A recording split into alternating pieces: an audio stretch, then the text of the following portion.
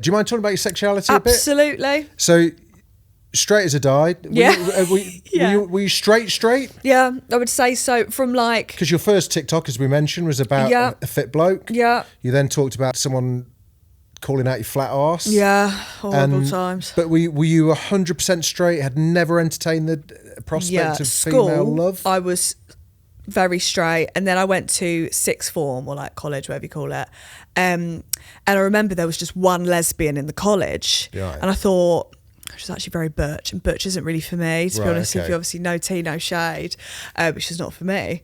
And I thought, well, I could maybe. And then when I got to uni is when I started really, but at this point as well, I was still dating boys, but I was like sleeping with girls because I was too scared to make that crossover. So you weren't, in your mind, you knew that you were gay, but were just... I thought, I was like, maybe I'm just a bit bisexual. Yeah. So if anyone asked me, I was like, oh, bisexual. But it was more intimidating for me to think about dating a woman because I didn't know what that looked like. And I knew what dating men looked like because I was used to that. So I was just like, okay, well, that's where I'm probably most comfortable at this point. Okay. And is Ella your girlfriend now? Is that your first and last sweetheart? First and last? Well, wow. I think it was because it happened very naturally as well, and I wasn't overthinking. And also, again, like we had our first date, and then she moved in, so it wasn't. Wow. Yeah, very gay. Jesus Christ. I know. So it wasn't like, it's just sort of what happened. It was natural. So. Flowers there, toothbrush in the other end. Exactly that. Like, ignore the bags. Key. Like, don't worry about the bags. Let's just go out for dinner. Ignore the suitcase. We'll move that in after tonight. That's my blanket. Kitchen utensils. Amazing. How's it all going? How long have you been together now? 2 years today. 2 years today? Yes, our anniversary. Wow, congratulations. Spent it with you. Oh. Yeah, it's I don't know if it feels that long or not that long. It's weird. Yeah, in some respects it feels like you've been together forever, which is the nice part. But then the exciting parts are you're not bored of it yet, I guess. And thank God. Thank God. I mean, I don't think we ever were. We've got 3 dogs. There's no time to be bored. Jeez. Are they tiny dogs? 2 tiny, 1 Are they massive. Crusty-eyed tiny dogs? The white one's crusty-eyed, yeah. How do you deal with the crusty eyes? I don't, that's why they're crusty. Do you just pick the eye bogies out? Love that, so satisfying. Drop it on the carpet when no one's looking? Give it a little flick. I mean, Ella will deal with the that acceptable later. bogey, right? Yeah. I'd do both. You grew up in the Caribbean. Yeah. Right. And Chris, who writes some notes for me, you got a lot of stick when you moved back to Soham. Yeah. Because you were a white person with a massively thick Caribbean accent. I sounded like Sean Paul. Did you really? Yeah. I was born in Birmingham and moved to Derby when I was about 7 with the thickest Brummie accent that anybody had ever heard. No one could understand a word I said. But to me, I felt great, you know. What's going on, You Bab? don't notice it, do you? No, do you? Yeah. So you were like, you rocked up.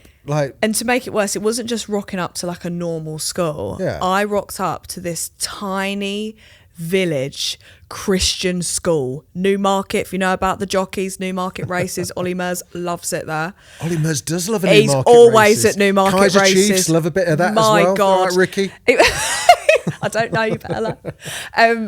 That was, and everyone was like, ew. But when I moved here, I went polar opposite. I sounded like the Queen. Did you? I merged into like what people at my school were talking like, and that was the Queen's English. So Newmarket is quite a posh place, was it? It's very. Right. I mean, you wouldn't think it if you went to the town centre. God help you. But like where I was called Cheveley, and it was so posh because everyone was a jockey. Or like a wife of a jockey. Very tiny men. Yeah, I thought it's like the borrowers here. And you stayed straight throughout that? I did. Everyone was 5'1"? Yeah, it was my only option. There were no lesbians in Cheveley. Christ. No lesbians in Cheveley. No. That's the pull quote. Thank you very much. As part of your degree, you worked on the Doctors, the soap The Doctors. I did. How was that? Was that your first foray into telly? And was there something there that kind of like sparked a kind of like, this is like the show business is where I belong? Well, at college I did like a film and TV course, and I thought, I'm not very academic, so I'm going to have to do something creative. So I thought, the only thing I could probably do is TV and film. So you did some digital marketing as well, right? That was my master's, that was your master's. But that was all That's got to have helped, like, no. No, not at all? Promise you, I don't know what. I didn't do that course. I had to, like, people that go and do media degrees as well, I always say, don't bother. No. It's like... I just did it to drink. Did you? Yeah. Yeah. But then I did the film and TV degree. I was shit at that as well. But luckily I'd groomed my tutor. So he was doing all my work for me. Nice. Bless him. He was a lovely man. Big up, Phil. And then they were like, right, you need to do work experience. I thought, here we go. What now? Luckily, the doctors people were hiring for work experience. It was in Birmingham. There? Yeah. So I remember my parents dropped me off at this Premier Inn and they went, we're going to leave you here for 5 days. Oh my God. If you saw the way I was wailing on the floor. What, scared, like upset? I was like, please. That's the first time I'd ever like properly been like left on my own. I was like, no, please, like you can't do this. No one's going to like me. I'm not going to make any friends. They were right. So I turned up my first day and I wanted to be a camera operator because even though I didn't know how to use a camera, I just thought this would be cool. So yeah, I go in, and to be honest, it was very like BO smell. What, the studio? The operators. Oh, yeah. So I mean, cameramen, they're a strange breed. Good at their job, humans, but great at their job. They operate a jib like nobody's business. But not a shower. But yeah, not a shower.